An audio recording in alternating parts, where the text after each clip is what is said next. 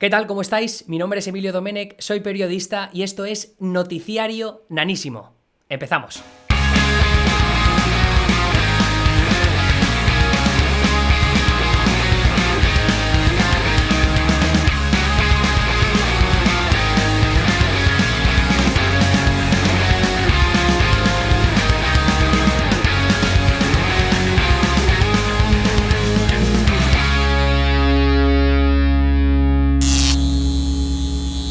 Pues ya estaría, eso es la introducción de lo que quiero hablar hoy, empezando por, como siempre, con la campaña presidencial entre Donald Trump y Joe Biden. Una de las noticias más importantes de la semana tiene que ver con Donald Trump.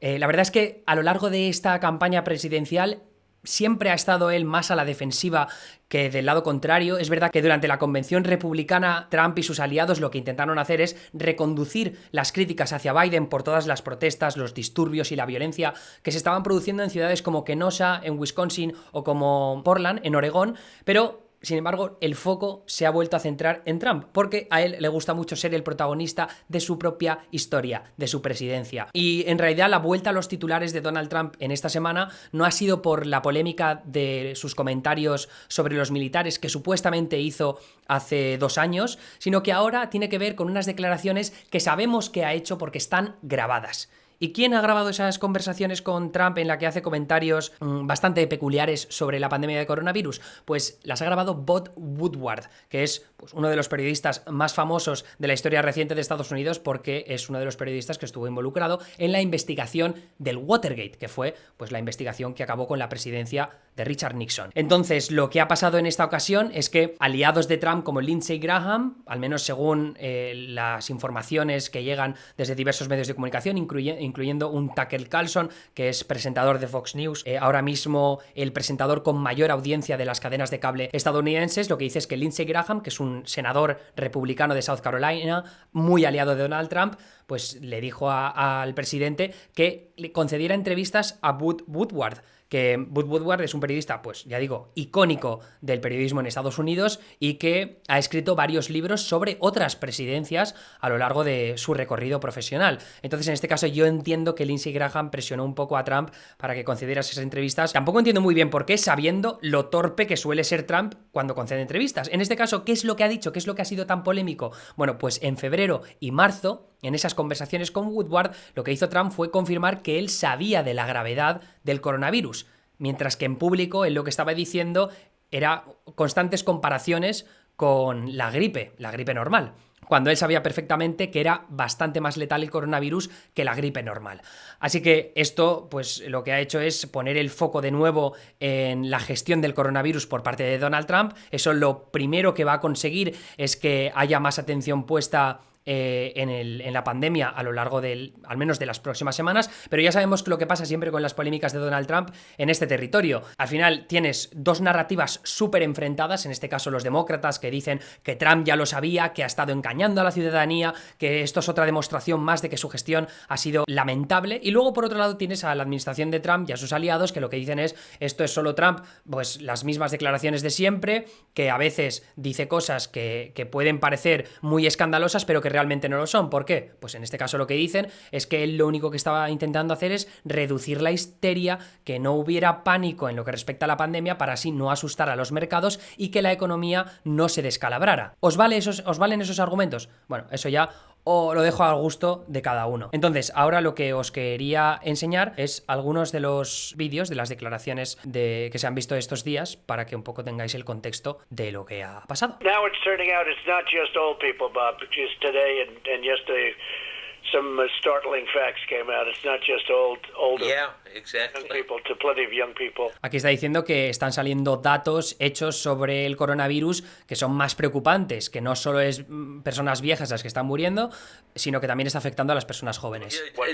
Give me a moment of talking to somebody, going through this with Fauci or somebody who kind of it caused a pivot in your mind, because it's clear just from what's on the public record that you went through a pivot on this to, oh my God, the gravity is almost inexplicable and unexplainable. Well, I think, Bob, really, to be honest with you, Sure, I want you to I be. wanted to always play it down. Bueno, I wanted to always play it down. Significa siempre quise restarle importancia. Like playing I it still down. like playing it down. Todavía me gusta restarle Because importancia I don't want to create a panic. porque no quiero crear un pánico. Pues esa es la declaración más polémica de todas, ¿no? Porque es que las declaraciones que hizo Trump en su momento, sobre todo en febrero y en marzo, ahora lo vamos a ver aquí en vídeos.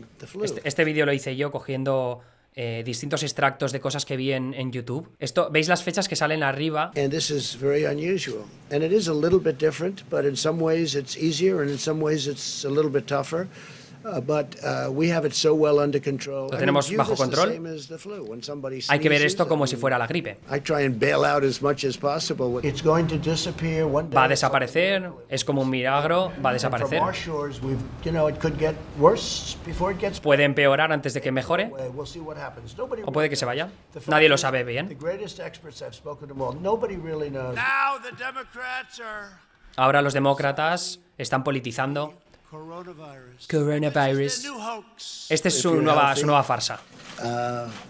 You will probably go through a process and you'll be fine. If, we have Dice que pasarás por un proceso, estás medio enfermo y ya está. get better just by, sitting Dice around que la and gente going to work. mejora Some of them go to work. simplemente yendo al trabajo o estando sentados en casa. Brought some numbers here. We lose thousands and thousands of people a year to the flu. Dice que se pierden miles y miles de personas a la gripe cada año, I mean, every year. Now, when I heard the number, pero no cerramos el país porque mueran miles de personas en la gripe. can you believe that? And actually, this year we're having a bad flu season. Sí, es verdad que el año pasado fue una temporada mala. Me parece que 70.000 personas murieron de la gripe el año pasado Turned the country off. y nunca cerramos el país. Much more than that to automobile accidents. Dice que perdemos a mucha más gente en accidentes de tráfico y no dejamos de hacer coches. Anymore.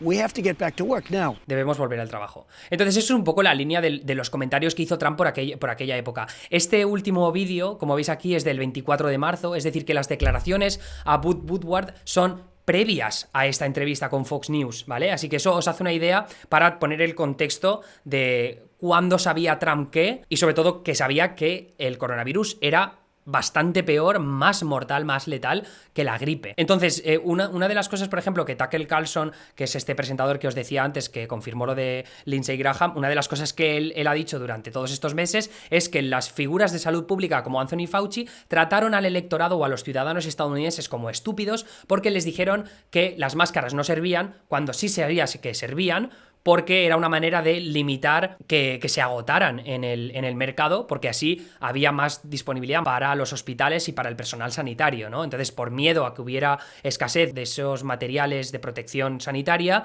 lo que dijeron es, la ciudadanía de momento no hace falta que usen mascarillas, no es necesario. Y Tucker Carlson y algunos aliados de Trump lo que decían es que han tratado a los ciudadanos como estúpidos. Entonces, ¿qué van a decir ahora sobre esto? ¿Estaba tratando como estúpidos Trump a la ciudadanía al no decirles que realmente el coronavirus era mucho más letal que la gripe? No mucho más letal, pero creo que me parece que era la figura en torno a 5 veces más o menos. Más polémico es estas declaraciones de la secretaria de prensa de la Casa Blanca, que cuando le preguntan si engañó el presidente Trump intencionadamente a los estadounidenses sobre la amenaza del virus, dice esto. Did President Trump intentionally mislead the American people about the threat of COVID, a pandemic that has now cost the lives of nearly 200,000 Americans? Absolutely not. This Absolutamente president, no. at a time when you're facing insurmountable challenges, it's important to express confidence. It's important to express calm. Always play it down. Is playing it down, is that expressing calm? It seems dishonest. It seems Can like you a read the lie. rest of the quote? That's how much they put in there. Oh, you excluded the last part. We'll play the full thing on 60 Please, Minutes please on do. Sunday. Do you deny Please that do he explain. misled the American Please, people of about course the I threat of deny this that. pandemic? And he makes clear that he doesn't want to see chaos, by the way, is the second part of the quote, which you failed to read. The president, just days after having this discussion with Bob Woodward, said this from this podium. On March 30th, he said, I do want them to stay calm. We are doing a great job. If you look at the individual statements, they're all true. Stay calm.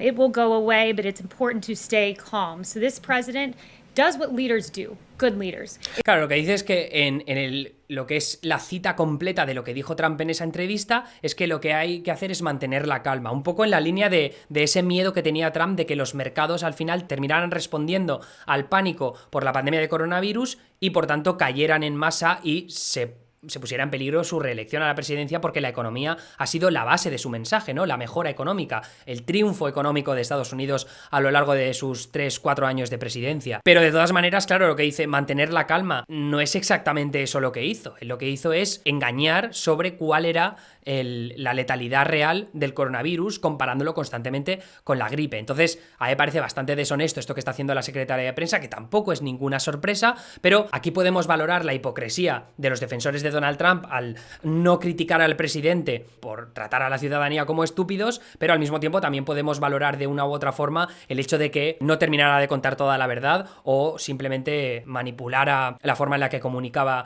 la información que él tenía disponible sobre el coronavirus. ¿Era positivo eso para el país? Eso ya decido, o sea, prefiero que lo decidáis vosotros. Y luego aquí está el primer comentario que hizo Trump sobre sus entrevistas con Woodward. By saying that you downplayed the coronavirus and that you repeatedly did that in order to reduce panic. Did you mislead the public? Well, I think if you said in order to reduce panic, perhaps that's so. The fact is, I'm a cheerleader for this country. I love our country. A ver, aquí es que en realidad prácticamente, no sé quién le hace la pregunta, pero parece que se la preparen, ¿no? Repetidamente hiciste eso, lo de tratar el coronavirus como una amenaza no demasiado grande en comparación con la gripe. Hiciste eso para reducir el pánico, estabas engañando a la gente. Claro, cuando tú le das la opción a Trump de confirmar su punto de vista, que es lo estaba haciendo para reducir el pánico, claro, Trump te va a salir con esta respuesta. Well, I think if you said in order to reduce panic, si estás diciendo que lo hice para reducir el pánico, perhaps that's so. The fact is, I'm a cheerleader for this country. Lo que dice él es: yo soy un animador para este país. Lo que estoy intentando es, pues, traer optimismo y por tanto no voy a vender un mensaje de pánico que afecte, pues, al futuro económico de la nación. I love our country. Amo a mi país. No quiero que la gente tenga miedo. And certainly I'm not going to drive this country or the world into a frenzy. We want to show confidence. Queremos mostrar confianza, queremos mostrar fuerza. Pero claro, también es verdad, ¿qué fuerza estás mostrando cuando en realidad Estados Unidos es uno de los países que peor ha gestionado la pandemia, al menos de lo que son los países occidentales? Una de las peores cifras, incluso cuando lo miras per cápita, me parece que sigue estando en el top 10. Entonces, ¿qué fuerza estás mostrando hacia el exterior cuando tu gestión deja bastante que desear? Pues ahí está un poco el debate de valorar tanto los comentarios como la gestión. Y la razón por la que Trump está intentando distanciarse lo máximo posible, pasar página en cuanto a esta polémica, porque sabe que le afecta mucho en las encuestas en el momento en el que no se presta tanta atención a la mejora económica como a la gestión del coronavirus. Eso es lo que os quería comentar sobre Trump. Ahora quería pasar a hablar sobre los incendios que se están viendo en la costa oeste, porque está siendo surrealista. O sea, los vídeos dan pánico. Y mira que ya tenemos varios años seguidos, varios años en los que Oregón, sobre todo California, ha vivido una serie de incendios forestales que han generado una crisis bastante grande de evacuaciones, de barrios y ciudades enteras calcinadas. Y en este caso, este año ha sido peor todavía porque ha habido una sequía bastante grande a lo largo del invierno, ha creado al final el campo de cultivo perfecto para esos incendios forestales que ahora mismo están consumiendo la región del oeste, que se cuentan pues los estados de Washington, de Oregón, de California y luego un poco más al este en Colorado, que Colorado ha tenido la suerte loquísima de tener unos incendios durísimos, pero al mismo tiempo también una tormenta de nieve en septiembre, o sea, muy temprana. Se habla bastante del cambio climático, evidentemente, porque estas sequías, estos incendios forestales están relacionados, al menos no de forma súper directa, y el cambio climático no tiene todo que ver con los incendios forestales, pero sí que ha influenciado en el hecho de que estemos viendo algunos de los peores incendios forestales que se recuerdan en esa región del oeste. No solo eso, sino también estamos viendo unas olas de calor terribles. La ola de calor que ha habido esta semana pasada en California ha batido todos los récords existentes, y aparte estamos viendo también apagones porque el uso del aire acondicionado se ha disparado, el uso de la electricidad se ha disparado, y eso ha provocado que no solo haya problemas para poner aire acondicionado para poder estar dentro de casa, sino que aparte si sales fuera el aire está jodidísimo. La calidad del aire es pésima en estos momentos. Y ahora vamos a ver vídeos de los incendios que se están viendo porque es absolutamente alucinante. California, 9 de septiembre, 8 de septiembre. Estado de Washington más al norte, Jackson County en Oregón un poco más abajo. O sea, es Washington, Oregón, California.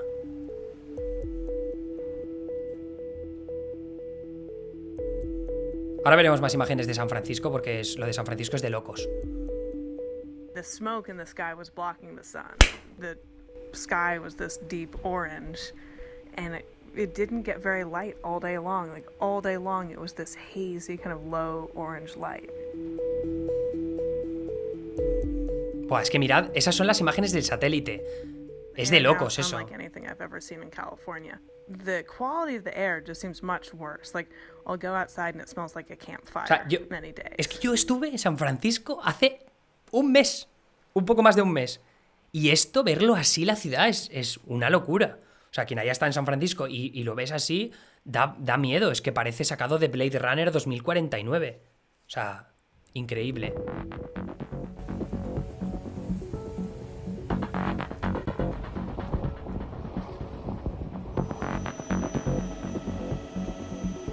Cien incendios, ¿eh?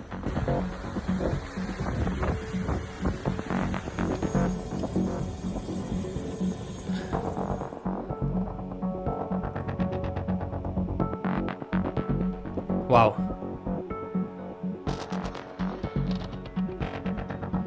5 pueblos destruidos en Oregón Central. Over the last 24 hours, Oregon has experienced unprecedented fire with significant damage La gobernadora de and Oregón. devastating consequences across the entire state. This could be the greatest loss of human lives and property due to wildfire in our state's history.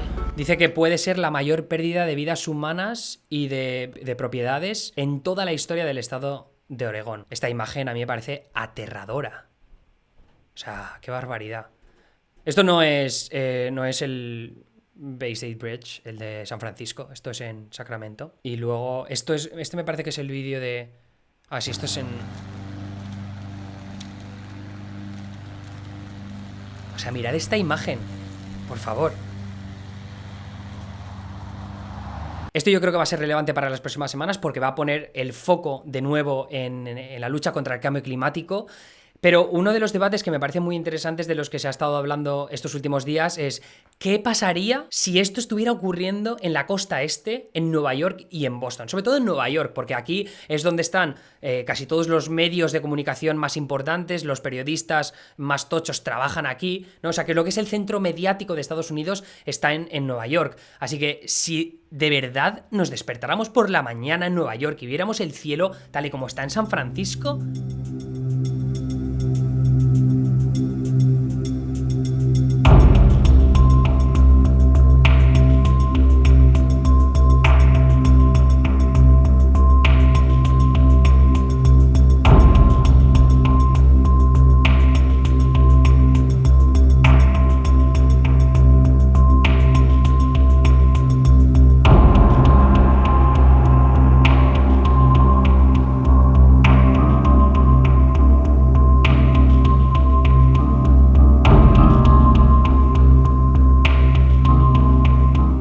Me parece que la atención mediática que recibiría esta noticia sería muchísimo más grande.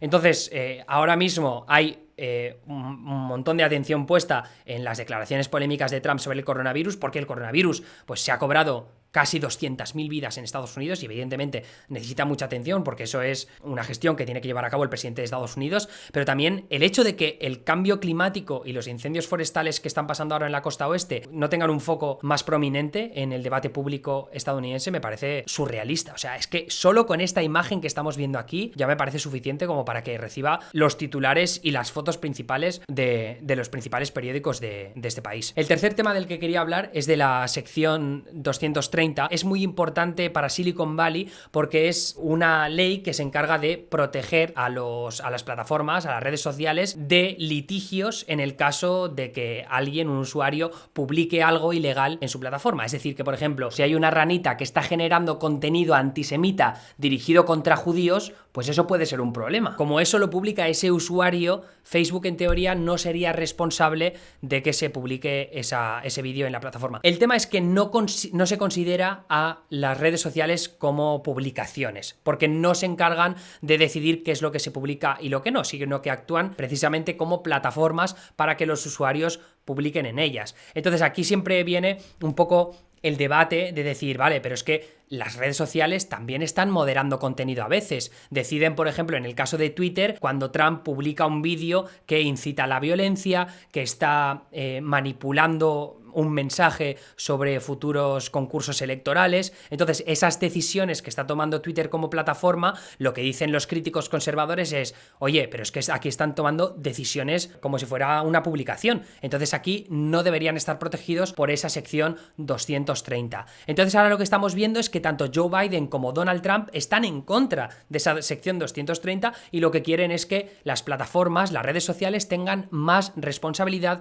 con respecto a lo que se publica en ellas. Y es curioso porque aquí tienes dos frentes enfrentados, valga la redundancia, porque por un lado los conservadores lo que dicen es que se está atentando contra su libertad de expresión. En realidad, cuando tú te metes en una red social como Facebook, el hecho de que alguien pueda pensar que a los conservadores los están vetando es surrealista, porque es que Facebook se ha convertido en la red social de la derecha y de los ultraconservadores en Estados Unidos. Ahora mismo tú coges los top 10 de las publicaciones con más interacciones y está Dan Bongino, como se llame, que es una figura muy conservadora, Ben Shapiro, figura ultraconservadora, transfobo, en contra del matrimonio homosexual y neoliberal en lo que respecta, o neoconservador en lo que respecta a la economía, antiaborto a muerte. Entonces, si tú metes a una figura como Ben Shapiro en Europa, bueno, te sale a la derecha, no, lo siguiente, más a la derecha que Vox en España, por ejemplo, para que os hagáis una idea. Lo que pasa es que en Facebook ya digo que es que sería surrealista que los conservadores dijeran que los están vetando, sobre todo porque ya hay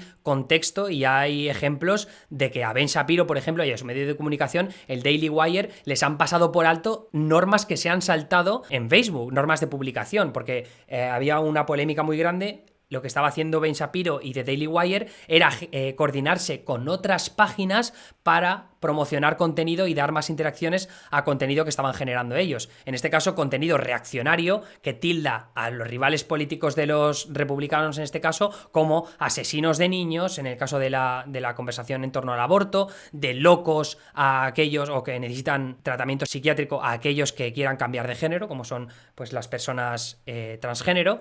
En definitiva, que es una locura pensar que puede suceder algo así en Facebook. En Twitter es un poco diferente, sí que ha habido más debate en torno a las decisiones que ha tomado la plataforma sobre publicaciones que ha hecho Trump en los últimos meses, sobre todo que tengan que ver con la desinformación con respecto al coronavirus o con la desinformación con respecto a procesos electorales, ¿no? Un poco por el miedo de que al final se pueda desinformar a la ciudadanía de cómo se tiene que votar, de que se suprima el voto por esa misma desinformación. Así que el hecho de que quieran atentar contra esa sección 230, al final lo único que conseguirían sería más contraproducente. ¿Por qué? Porque si tú quieres más libertad de expresión, lo que te interesa es que las redes sociales tengan mucho recorrido a la hora de no tener una moderación tan controlada de lo que se publica en sus plataformas, porque en el caso de que sí que se trate a las redes sociales como publicaciones, entonces la moderación va a tener que ser mucho más extrema y ahí sí que se puede vetar bastante más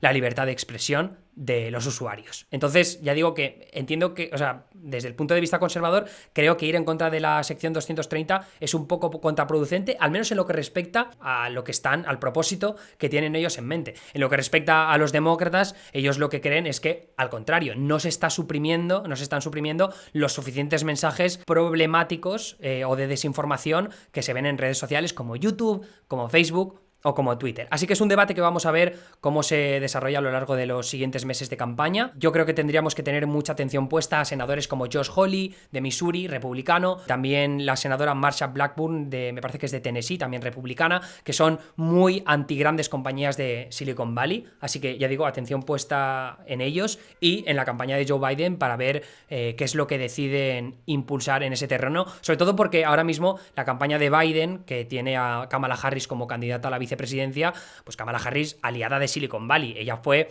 fiscal general de San Francisco, bueno, fiscal general no, sería fiscal del distrito de San Francisco, fiscal general de California y luego ahora senadora por California y candidata a la vicepresidencia. Así que ella tiene muchos contactos en Silicon Valley y muchos donantes que han dado dinero a sus diferentes campañas. Y ya por último, el último tema del que quería hablar es de las nuevas normas de diversidad que ha puesto la Academia de Hollywood en lo que respecta a los Oscar. A partir de los Oscar de 2024 hay una serie de categorías, en total 4 categorías diferentes que abogan por la representación de minorías, tanto a nivel étnico y racial como minorías de identidad de género o de orientación sexual, o en este caso las mujeres también, o gente discapacitada. Así que, ya digo, hay 4 categorías. Lo que se ha dicho en muchos medios de comunicación, desinformando, según mi punto de vista, es que hay que cumplir siempre todas las categorías, o al menos lo que respecta a la categoría del grupo A, que es una de las más importantes porque es la que trata sobre la representación delante de la cámara. Es decir, que siempre tiene que haber un actor protagonista o un secundario importante que sean de una minoría poco representada, que tiene que haber un 30% más de lo que es el reparto en total que sea de una minoría poco representada, o luego me parece que también era lo que respectaba a la historia en sí misma, que la historia tenía que ser sobre una minoría poco representada. No hace falta que una película tenga que cumplir ninguno de esos requisitos del grupo A. Esos requisitos que os acabo de contar sobre delante de la cámara, no hace falta que una película los cumpla. Entonces, todo este argumentario que se está vendiendo acerca de que las películas a partir de ahora siempre van a tener que enseñar a un homosexual, a un afroamericano, a un hispano, o que tienen que tratar sobre la historia de un hispano, o que el 30% del reparto tiene que ser afroamericano, de representación de una minoría de orientación sexual, como puede ser la homosexual, eso es mentira. No hace falta que se cumplan ninguno de esos requisitos porque siempre puedes cumplir al menos 2 de las 4 categorías que os mencionaba. La primera tiene que ver con el aspecto de delante de la cámara, luego tienes otra que tiene que ver con los creativos, con los productores, y luego tienes otras 2 que tienen que ver con los ejecutivos que hay en lo que respecta a los estudios o a las productoras que se encargan de llevar a cabo estas películas, o las estrategias y las iniciativas que se llevan a cabo para esa representación de minorías poco representadas. Así que en realidad no hay demasiadas personas o demasiadas películas y productoras afectadas por todo esto. Hay una asociación de Annenberg, que me parece que es la facultad de cine de la Universidad de Southern California, que se encarga de analizar todos estos temas de inclusión en la industria de Hollywood, y lo que decía es que la categoría A, de esa de la representación en frente de la cámara, lo que decía es que 95 de las 100 películas más taquilleras del 2019 cumplían esa categoría. Y en lo que respecta a la categoría B, 71 de las 100 películas más taquilleras del 2018 también cumplían esos criterios que tenían que ver con las personas de minorías poco representadas detrás de las cámaras. Es decir, que en realidad no está afectando a demasiadas películas, y teniendo en cuenta que solo hay que cumplir 2 de las 4 categorías, tienes esas otras categorías C y D, que no tienen nada que ver ni con las personas que están delante de la cámara ni con las que están detrás, al menos en lo que es la producción en sí misma. Con que cumplas 2 de esos ya vale. Así que no es tan restrictivo como se quiere hacer creer desde algunos medios de comunicación. Yo quiero esperar de todas maneras a que se hagan más análisis al respecto y ver cómo afecta sobre todo a las productoras más pequeñas, que a veces tienen un poco más difícil tomar este tipo de decisiones, adaptarse a este tipo de decisiones, pero en principio y por los primeros datos que se están conociendo, yo creo que lo que se ha criticado de que son medidas woke, que lo que se está restringiendo en realidad es que se puedan hacer películas de calidad teniendo que adscribirse a estos requisitos, yo creo que todo eso es escandalizarse sin venir a cuento. Así que ese es un poco el resumen de las 4 noticias que os quería contar hoy en materia de política, cultura y tecnología. Espero que os haya gustado este noticiario nanísimo, el segundo que hago. Nos veremos aquí la semana que viene, el martes, en el que hablaré de un nuevo informe de campaña sobre uno de los estados que serán determinantes en las elecciones presidenciales de 2020, también en lo que respecta al Senado, al Congreso y a muchas otras cosas más. Eso ha sido todo por mi parte. Mi nombre es Emilio Domenech, soy periodista. Hasta luego.